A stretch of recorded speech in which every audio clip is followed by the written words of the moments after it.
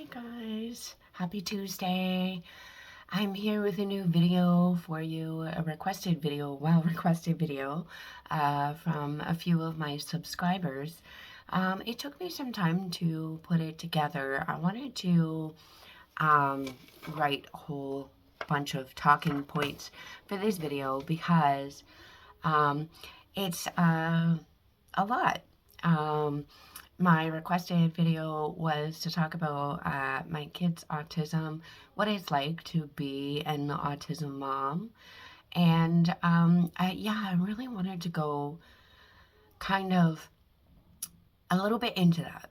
In order to go into what it's like being an autism mom, I think you have to understand kind of the timeline of events and how things happened for us. So, um, I'm going to start off with just saying that I'm talking about my two youngest children. I have four children altogether. I have two older children that are both adults and they've already flown the nest. My oldest son, he has autism as well. He was diagnosed with high functioning autism, which nowadays means like a level 1 autism. So that's going to lead me into talking about, like, let's look at the different levels of autism. So level 1 would also be known as like a high functioning autism, or able to learn new skills quickly, things like that. So it's you know, some people would call it like a mild autism. And then a level 2 would kind of be like that moderate level. And then where they've got some skills that come naturally to them, and then other skills or other concepts they have a harder time figuring out and mastering, kind of deal. And then level 3 autism would be like your most severe level of autism, and harder to learn new skills, harder to master new skills, very little skill sets, things like that. So possibly even nonverbal. Um, when it comes to this video, I'm strictly talking about my younger two children, because my older two have already flown the nest. They've already, I've already raised them. And where I'm still in the thick of raising my younger two, who are 10 and 12. So, for both of them, they both have a level 3. So my 12-year-old is Luke. He has a level 3 autism, or at the time when he was diagnosed, it was a low functioning autism.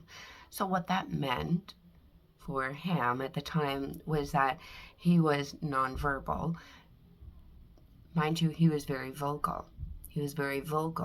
He had a lot of sounds, a lot of vocal noises. And he had a lot of vocal tics in that as well. But he was nonverbal. He wasn't saying a lot of words. And when he did say words, he would repeat them repetitively for maybe a couple of days, maybe a week, and then it would be gone.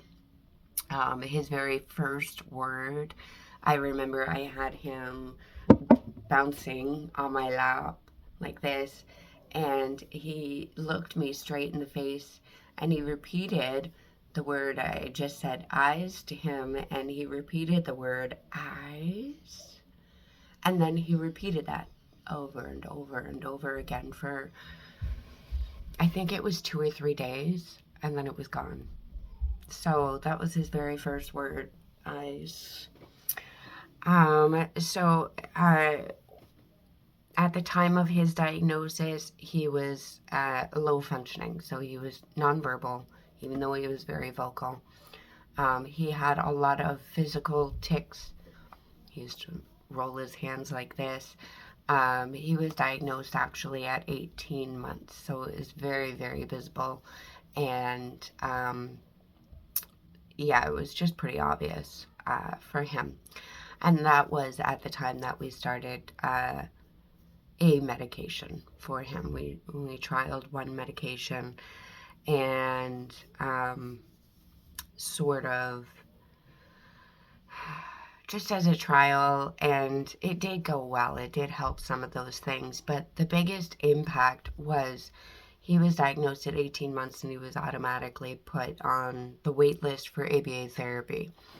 Now, we're going to have to talk a little bit about our government throughout this video as well, and some of the things that went on with that. So, as some of you know, I live in Ontario. And at that time, we had the Ontario Autism Program, which is now called the Legacy Program. Back in late 2014, early 2015, they changed the Ontario Autism Program, and Kathleen Wynne, who was in government at that time, our Prime Minister, she capped it. She capped that ABA therapy at 5 years old. So Luke was on the wait list for this, and just shortly before that cap went into play, I had called and I said, "Where is my son on the wait list for ABA therapy?" And they said he was number 32. Within a week of that cap going into play, I got a call. My son was at the top of the list. Now, what happened to those other 32 children, those other 31 children? Well, they either aged out because they were 5 or over, or they got a placement.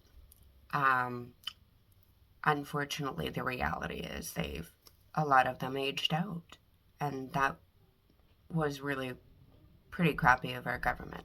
There was a huge thing. You can go on and Google about all the things that went on. If you Google hashtag autism doesn't end at 5, you'll see a lot of stuff. So that was that for Luke. He ended up getting his spot with ABA therapy. Now, what did that look like for him?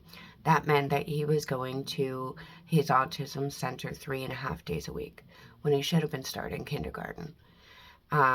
We did have him enrolled in kindergarten and junior kindergarten, but the thing was, for him going to ABA's 3.5 days a week from 9 a.m. till 3 p.m., there was no way that he was integrating into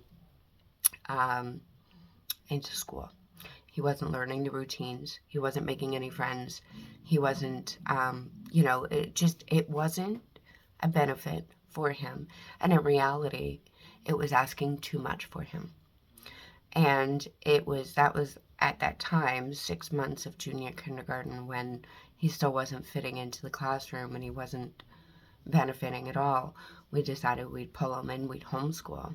While he was in ABA therapy, we thought that was the best decision, was to focus on his skill sets, and that was more important than his academics. And we could do academics at home. We had a whole life ahead of him that we could teach academics to. Skill sets were more important, so that became the priority for us. At that time, he actually did ABA therapy for 2.5 years. During this time, Lincoln was born, our now 10-year-old, and he was born deaf. And we found out that he was deaf. And as you know, I am deaf as well. I wear bilateral hearing aids. I have a severe hearing loss. And it's genetic. A lot of people in my family are deaf. And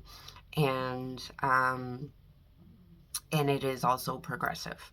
So I do know that one day I will wake up and my hearing aids won't work anymore. So knowing that, and knowing that Lincoln was deaf, he was fitted with hearing aids very early. He was diagnosed being deaf at 2 months old, and he was prescribed hearing aids at that point. He didn't quite get them.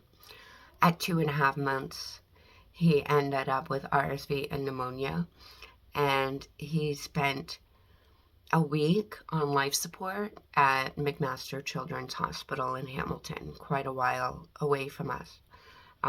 We ended up spending that week at Ronald McDonald's house. I was pretty much at his bedside 24/7, except for a little bit of time here and there when Mike and I would switch off. He was with Luke primarily, but he would take some time to give me a break from the hospital setting and to chill with Luke. So that was for a full week of our life. So then after that, when we got home and we were recovering, he was fitted with his hearing aids. And it was then that I noticed that there was a lot of sensory issues going on. He did not like wearing his hearing aids. And I can get into that. But that was pretty much one of the first times that I realized he probably has autism too. Because he was deaf, we were getting him prepared to attend the deaf school. There was a deaf school near us, so we wanted him to attend the deaf school. We wanted him to be raised with deaf people in his own culture. And we learned sign language. We had a teacher from the school coming to our house every single week. We also had a teacher from the Children's Center coming to our house every single week and teaching us all sign language. So that was his first language. We do all know sign. We're not as fluent as we used to be because we don't use it as much anymore, but we'll get into that. So Lincoln ended up being a late diagnosis, and he never did end up going to the deaf school. Another story for another time. That coffee is really good. Yeah. So,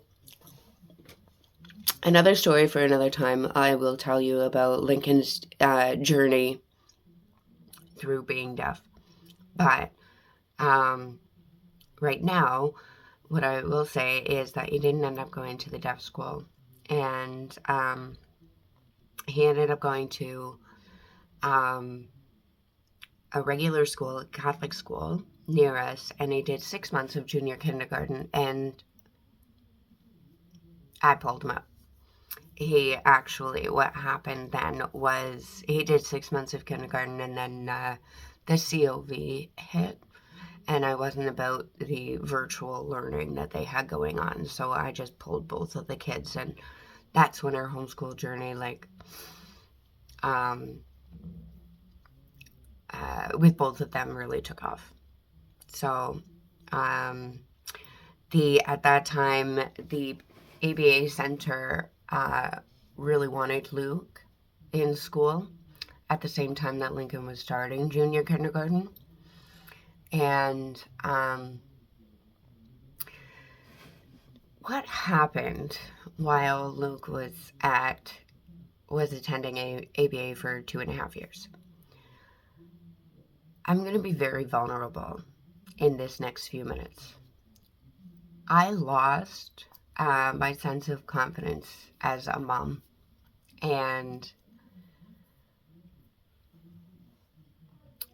I don't know what happened, but being under ABA for 2.5 years really cost me my sense of confidence as their moms.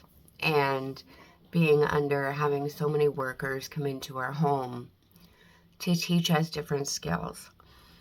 As I said at the beginning of the video, I had raised 2 children prior, and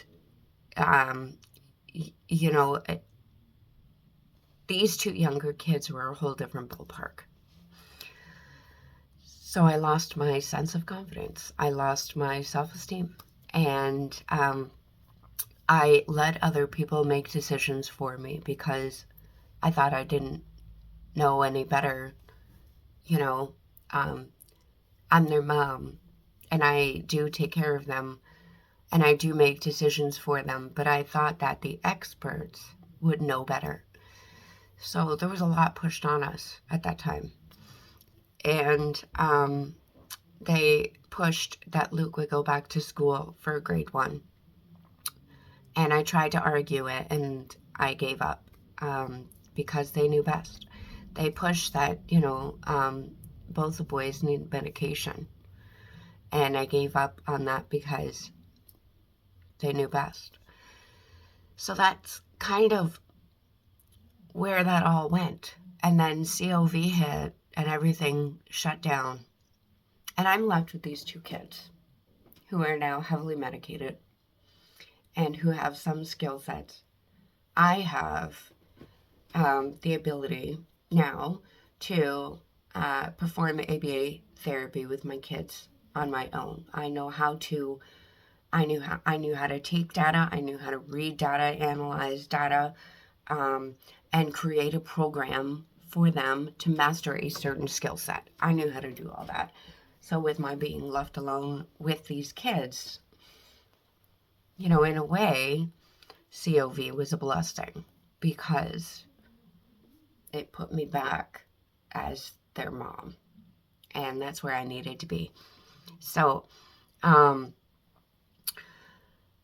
had been trying to get some help for Lincoln, and even the ABA center that we were attending was trying to get help for Lincoln. We did have an appointment with a psychologist, and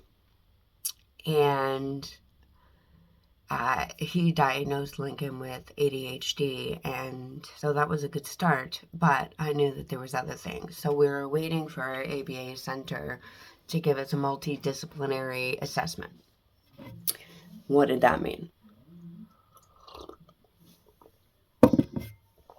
That means they had lots of different experts, psychologists and therapists and OT and speech, and they even had an audiologist on board as well, ABA therapists and whole whatnot.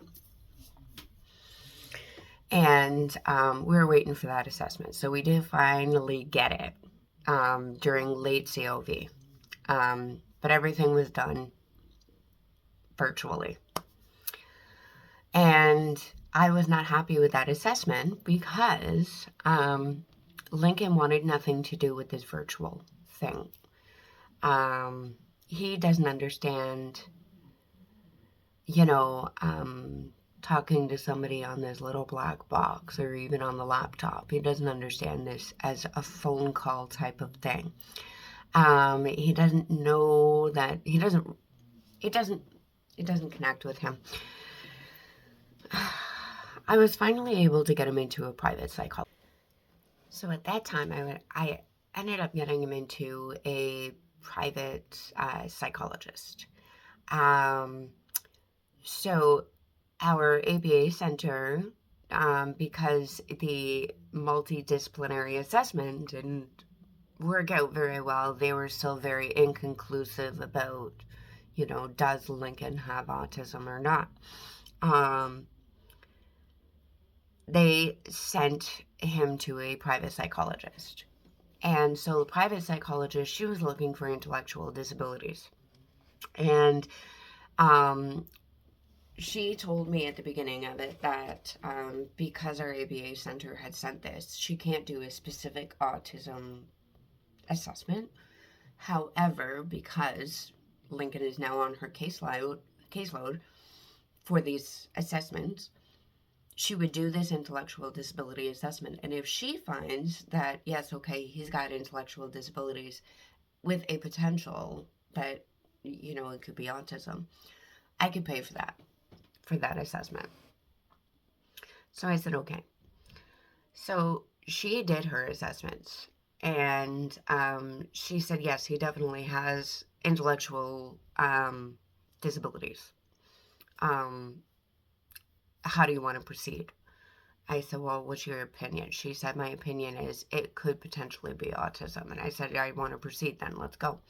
So we did it. So we only had to pay for a portion of the autism assessment because the ABA Center had paid for the intellectual disability portion of it. So we were able to finally successfully get his diagnosis. It was late for a child. And I haven't told you about all the assessments that he had had. There was two when he was younger that was done by a well-known psychologist in our area. However, um, I had a lot of problems with her assessment. I um, I can't figure out the word. Oh, it's been so long, and I can't remember the word off the top of my head right now. But I did not agree with her assessment, and I sent it back essentially. So we got another assessment with her, and we still couldn't see eye to eye. So this private psychologist, she went through 3 different appointments with Lincoln, and the last appointment was a play assessment where she had now let me say this. I can tell you the stack of questionnaires that she had sent us to fill out was like this. It was like everything. So that was the questionnaires. Then she had the intellectual assessment that she had done for ABA Center. And then she had um, the autism assessment that she had done for him in three appointments. The last appointment being a play assessment where she had him come into her office and she had all of these toys set up that she was going to, offer him, and she was looking for a certain response. Um, and that's kind of how a play assessment goes. If you go on YouTube, you can definitely find all kinds of um, videos about how they do autism assessments. But they do a whole stack of questionnaires over a course of so many appointments, and then they do a play assessment if it's a child. So that play assessment ended up becoming our feedback appointment because Lincoln wanted nothing to do with her stuff. So it took years to get this assessment done, to get this diagnosis. And I think there's 2 folds on why it took so long to get this assessment done. Number one, okay, maybe 3. Maybe there's 3 reasons. Number one being that COV had shut down everything, and virtual assessments are not very good in this type of area. And number 2 is the fact that I had learned so much ABA strategies in helping Luke through his ABA therapy, because ABA therapy is definitely, I wish I would have said this at the beginning of the video, ABA therapy needs to be family centered and family utilized. If the family isn't on board with the ABA, if they're not using the strategies and skills at home, then ABA will never work. Another video for another time. So I have been using ABA therapy with Lincoln. On top of that, he knows when he's being tested, when he's being observed, because he had so many workers in the home that was there primarily for him or primarily for Luke. He got to see that difference. And so he knows how to mask, and he knows when he's being watched. So he's very observant in that way. And yes, that is contrary to autism, depending on the person. There are some autistic people who can pick that up very easily. So with the fact that I was able to provide him with so much ABA therapy at home without an ABA therapist actually doing professional ABA, I was able to teach him a lot of skills. What is his diagnosis? He's definitely level 3. In fact, the psychologist looked at me and said, "I'm surprised. I am completely blown away that nobody gave you a diagnosis since earlier." What's really upsetting is that I told you about the legacy OAP system program, where Luke was going 3.5 days a week for 6 hours a day for 2.5 years. In March of 2019, all of that stopped. The whole entire program was scrapped. The legacy, which what's now known as the legacy program. Um, and that meant that everything stopped for Lincoln. And a new program came into play. It took a couple of years. During that time, Lincoln was diagnosed and he had to go on to the Access OAP waitlist. Luke receives Access OAP. Essentially what the program is, and I'm just going to give a basic rundown because that could be a separate video.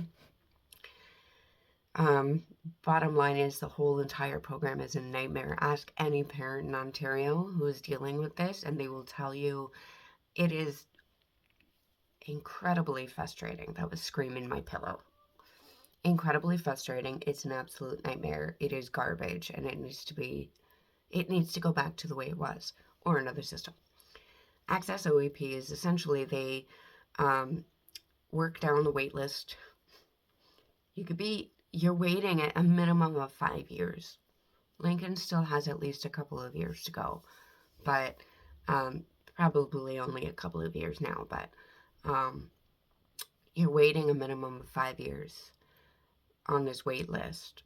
And then you are thrown into a welcome call with Access OAP, which is just telling you what they're going to provide funding for. It's core services only. They don't provide funding for respite. They don't provide funding for special needs clothing or special needs furniture or special needs equipment. No medical supplies, nothing like that. It's for core therapy, occupational therapy, ABA therapy, speech therapy. I think I'm missing one. Physical therapy. That's it. It's just therapy. That's it. And a lot of kids with autism don't necessarily need therapy, but they might need supplies, and their family needs respite. And they're not getting it. So anyway, there is an article online that was released in March of 2019 about how the program was scrapped and what this Access OAP program is now. Once you get this welcome call from Access OAP, they schedule a date with you to do what's called a determination of needs. And it is scheduled for 4 hours. You can either do 1 4-hour phone call or 2 2-hour phone calls. And they go through 10 areas of the children's skill sets. And that's 4 hours for each kid, 4 hours for each. And then they determine from your answers of these 10 skill sets, 10 areas of needs, how much funding your child will get. And then there's a tier. There's 3 different tiers of how much funding your child will get based on age. One thing I have to say is that many children with autism are not mentally the age that their physical bodies are. So why is it based on age? The whole program, when they put this new program, this Access OAP into place, there was no caps put on the price of therapy. And that's the saddest part of this whole thing. There are no caps on the price of therapy. You can shop around and you might be able to find lower rates. But I will tell you that our sticker shock here, prepare yourself. Our ABA center is $175 an hour for ABA therapy. And that is roughly the same across the board. You can also get, that was the other thing that the core funding can be used for a social worker. You can work on mental health, which is important as well. Um, but yeah, $175 an hour for therapy. So this is what I really want to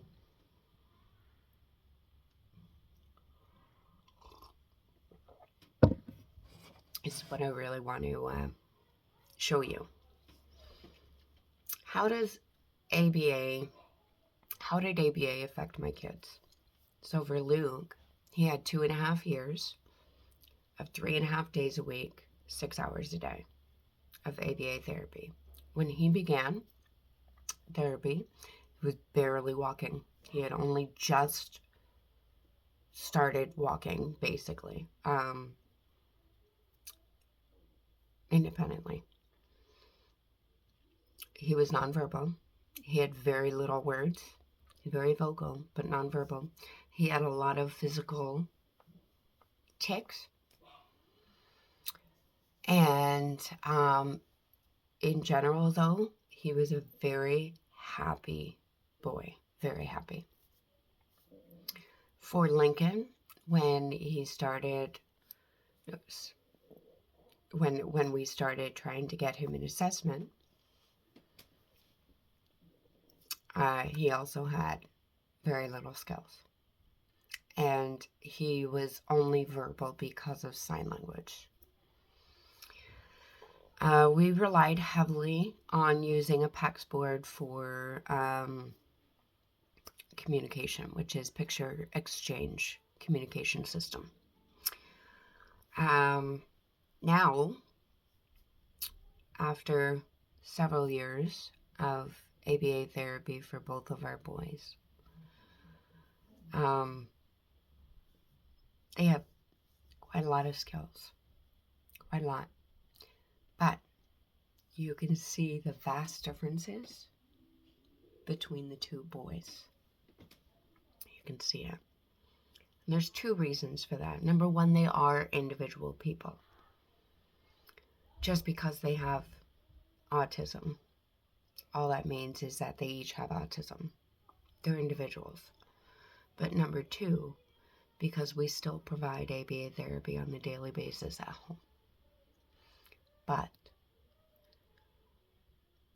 one will master skills before the other does, because he is more well versed in ABA techniques than the other one is. You can see the vast differences. So that's essentially what our life looks like right now. We're full-time homeschoolers, and we do ABA at home on a full-time basis because it's what works for my kids. I got my self-esteem back. I got my confidence as a mom back. I took all of that back. What I will say is that through those years of being involved closely with our ABA center, I will say that those experts, I won't say that they took advantage of the situation, but I will say that our kids ended up being over medicated. And that's another video for another day. But we are currently transitioning off medications. We've been weaning them off over the last few months of medications, and Mike and I were talking about it the other day. And we're finding now that the kids are so much happier off the medications. Anyway, like I said, there's another video for another time, but that's where we're at right now, is that we're really getting into an upswing here, and I am here for it. Things have been going really good with the kids, with their homeschooling, with weaning off the medications. I'm seeing a lot of their own personalities coming out, and it's so beautiful. So I really, really wanted this to be an encouraging video for parents or grandparents out there who are raising these kids with autism, that it is a long, hard journey. It is not easy, and I can't promise you that it's ever going to get easy. I don't think it is. It's never easy, but we can do this. God gave us these kids, and He wants you to see them not as autistic or individuals or as individuals with disabilities. He doesn't want you to see them like that. He wants you to see them how He made them, because He made them perfectly fine. I promise you. That's how He wants them to be. And that's how He wants me. This is how He wants me to be. This is how He wants you to be. They are who they are, no matter what. God made them this way. And really, all we need to do is see them for who they are, take the difficult things, and work with them, have patience with them, love on them, and just help them learn better ways. It's just better coping skills. That really is all it is. There are some people with disabilities, doesn't matter what it is, who require medication. I'm one of them. I have severe anxiety. I'm on medication. There's some people who need it, and that's okay. That's what it's there for. But then there's some people who really just need time, patience, love, and guidance. And that's what we're here for as parents of these kids. That's what we're here for. We are going to give them love, patience, time, and guidance.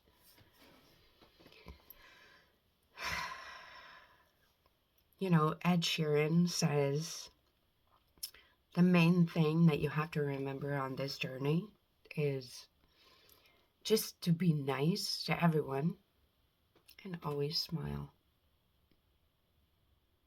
So if I can leave you with that, these people are beautiful, and you are never going to meet anybody as strong as these people, as amazing as these people, as determined as these people, and they really need time and love, patience and guidance. It's really what it's all about. So I'm gonna leave this off here. If you have any questions, please leave them for me in the comments below. I will continue making these videos. We can do a whole series of them if you'd like. Let me know what you want to hear about. And if I can just encourage you with all of this today, that is my heart in this video, that our kids need our love and our patience. So thank you so much for being here. Please like and share this video, subscribe if you haven't already, and turn on the notifications. Leave your comments for me down in the below, and leave your comments for me in the comment space down below. Thank you so much. God bless. You have a great day, and we'll see you in the next one.